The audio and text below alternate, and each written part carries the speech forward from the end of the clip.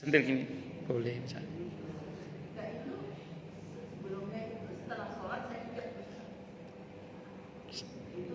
Yang sebelumnya, iya setelah sholat toh, iya. Ndak yang kedua tadi yang ganggu itu. Iya.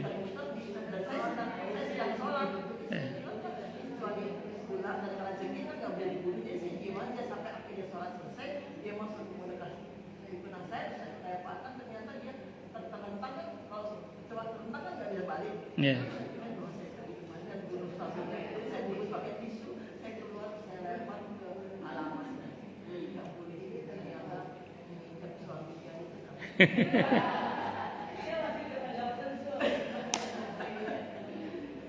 Nggih, monggo. Kalau mau dibunuh, bunuh aja biar tidak menyiksa. Oh, enggak, kan dia tertentang sendiri. Kalau mau dibunuh, bunuh aja. Kalau misalnya iya, tapi kalau ibu yang buat dia terlentang, ibu harus bertanggung jawab. Makanya harus bunuh. Kalau dia terlentang sendiri mungkin itu urusan dia lah. Enggak begini.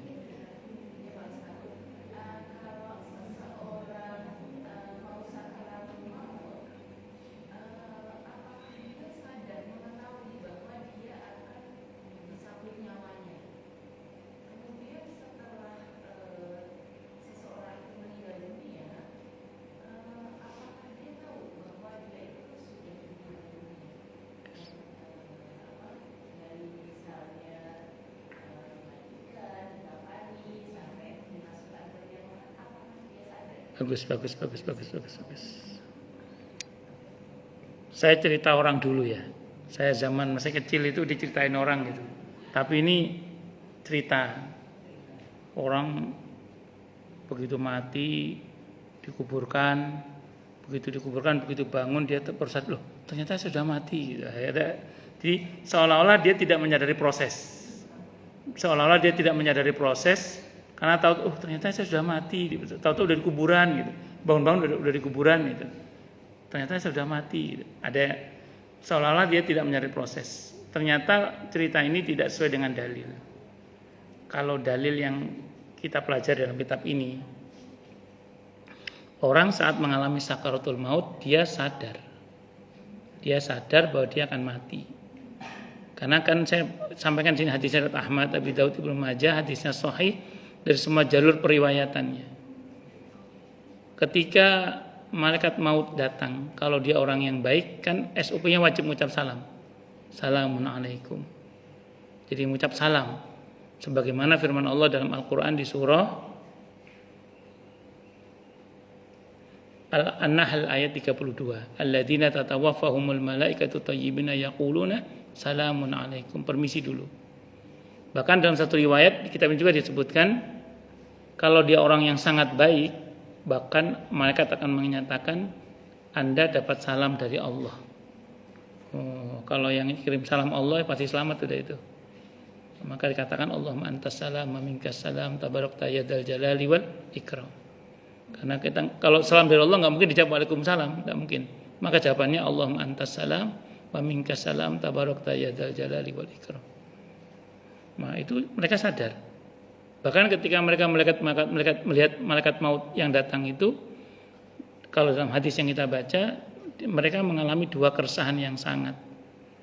Pertama tentang keluarga yang akan ditinggalkan, yang kedua tentang kemana selain dia akan pergi, surga atau neraka. Ketika yang dikhawatirkan keluarganya, kalau dia orang yang baik, dihibur dia. Anda nggak usah takut, nggak usah khawatir, anak-anak Anda, keluarga Anda akan dibaikkan oleh Allah karena kebaikan Anda. Ini yang saya bilang sesuai dengan firman Allah di surah An-Nisa ayat 9 itu. Wal yakhshal ladina law taraku min khalfihim dzurriyyatan dhi'afan khafu 'alaihim falyattaqullaha wal yaqulu qawlan sadida. Ya takut kalau seseorang itu meninggalkan di belakang mereka keturunan yang lemah iman, lemah ilmu, lemah ekonomi, lemah segala-galanya. Supaya enggak lemah, ya bertakwa kepada Allah dan berkata yang benar. Jadi sedikit banyak laku takwa kita berdampak positif pada perbaikan nasib anak-anak kita. Nah, terus kemudian Setelah ini saya kemana? Gitu. Kalau dia orang baik dijawab lagi oleh malaikat. Alla takhafu wa la tahzanu wa abshiru bil jannati allati kuntum tu'adun. Jangan takut, jangan sedih, Anda dijamin masuk surga. Udah siap dicabut nyawanya kan? Begitu cabut nyawa, kalau versi Ahmad dicabut dari arah ubun-ubun, yang ketarik dari arah kaki. Sampai sini berhenti sebentar tuh. Falaula idza balaghatil hulqum wa antum hina idzin tanzurun. Sampai sini dia melihat tempat tinggalnya, surga. Semoga untuk kita surga ya, amin insyaallah. Nah, begitu melihat surga, hadisnya lemah sih di sini, hadisnya lemah. Dikatakan oleh malaikat, bagaimana, mau lanjut apa balik ke dunia? Kata yang mau mati, dunia yang sumpek itu, kata dia, lanjut saja. Melihat surga, ingin lanjut saja. Dunia yang sumpek itu, lanjut aja. Saya pengennya surga kok. Langsung lanjut, meninggal. Begitu meninggal, disambut oleh para malaikat, bla bla bla bla bla, itu panjang ceritanya. Ini menjawab pertanyaan ibu berikutnya ya. Kata Nabi dalam hadis yang sahih itu, dia melihat dirinya dimandikan, dikafani, disolatkan, termasuk dipikul. Dia melihat. Begitu dibawa jenazahnya, orang yang baik teriak, qaddimuni, qaddimuni, cepetan, cepetan, cepetan.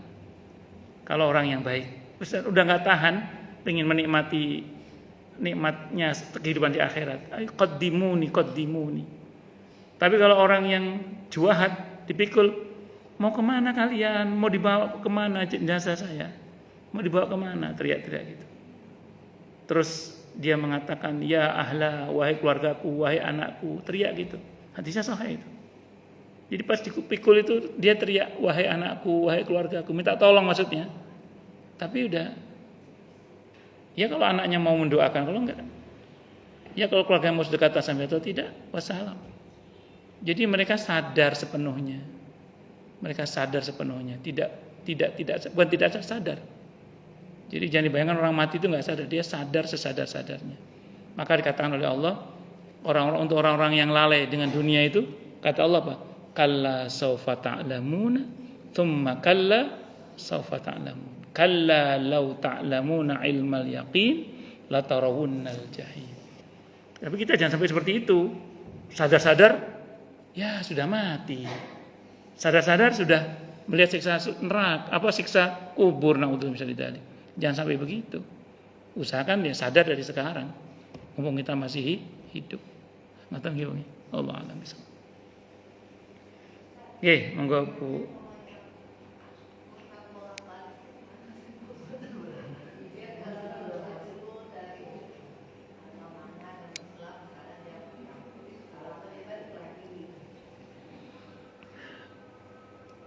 Beberapa sahabat Nabi itu ada yang murtad sampai 2 kali. Beberapa sahabat Nabi radhiyallahu anhum itu ada yang murtad sampai 2 kali.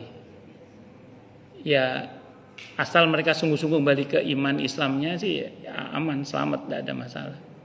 Cuman kalau dia ujungnya kafir itu yang bahaya. Tahu Sudomo ya? Sudomo itu menterinya Pak Harto dulu itu loh. Ya Sudomo ya. Yang bikin SCSB. Untungnya terakhir itu Muslim dia itu. Muslim termasuk yang rajin giat dengan suling subuh keliling dia itu. Alhamdulillah mati sebagai Muslim. Ya kira-kira itu. Jadi bahkan di antara para sahabat Nabi itu ada yang murtad sampai 2 kali. Kalau di negara Islam itu termasuk orang yang mempermainkan agama. Ditangkap oleh negara, suruh tobat. Kalau nggak mau tobat, dihukum bunuh. Ya, jadi orang yang murtad itu ditangkap oleh negara karena dianggap mempermainkan agama, suruh tobat. Nanti dibina. Kalau nggak mau tobat, dihukum bunuh. Kalau di negara Islam, saya kira itu Allah a'lam besok. Tapi suruh tobat dulu, nggak langsung dibunuh, nggak. Suruh tobat dulu, isi tobat dulu.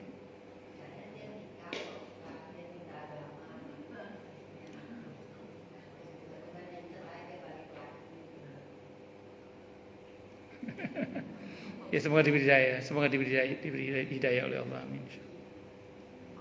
Ya.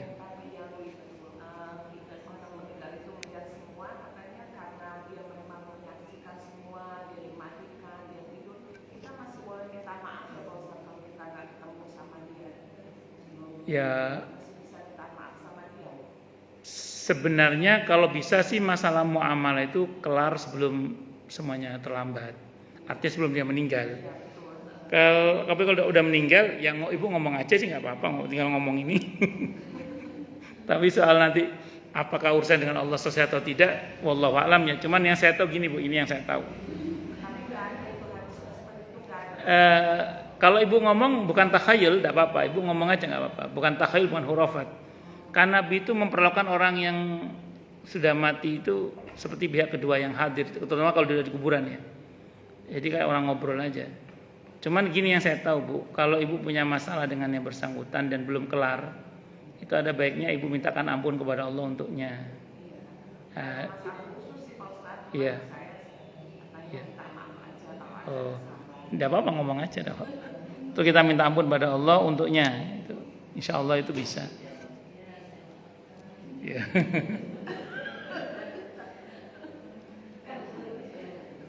Ada lagi atau cukup? Cukup dulu ya. Kita tutup dengan hamdalah. Alhamdulillahirabbil alamin. Semoga kajian kita bisa bermanfaat, mubarakah fi dini wa dunya wal akhirah untuk kita, keluarga kita dan seluruh umat Islam semuanya. Dan mudah-mudahan kita semua dijadikan oleh Allah sebagai orang-orang yang sukses dunia akhirat, selamat dunia akhirat, bahagia dunia akhirat, dan dipermudah urusan kita oleh Allah fi dini wa dunya wal akhirah. Semoga Allah limpahkan hidayah selalu untuk kita. Semoga Allah tingkatkan selalu hidayah untuk kita, dan semoga Allah berikan hidayah untuk siapapun yang melihat kita. Subhanakallahumma bihamdika asyhadu an la ilaha illa anta astaghfiruka wa atubu ilaik. Sallallahu alaihi Muhammad wa ala alihi wasallam. Saya mohon maaf. Wassalamualaikum warahmatullahi wabarakatuh.